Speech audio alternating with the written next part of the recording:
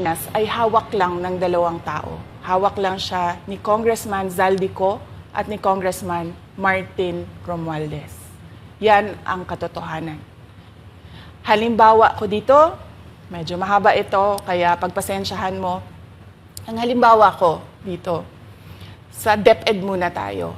Sa Department of Education, noong taong 2023, merong 5 billion na inapprove para sa classroom construction.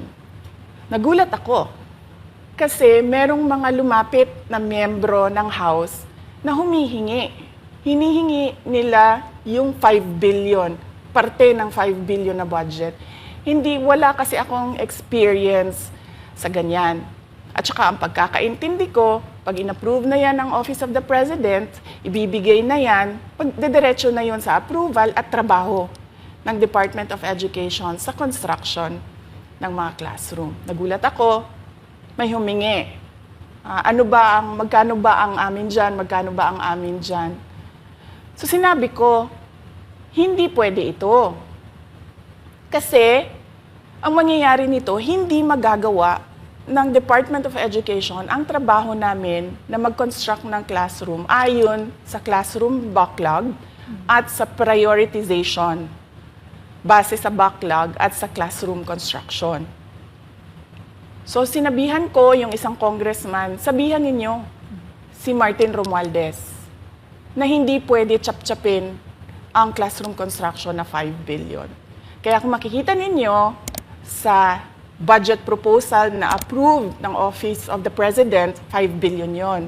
Pero nung lumabas yung GAA o yung budget approved noong 2023, naging 15 billion siya.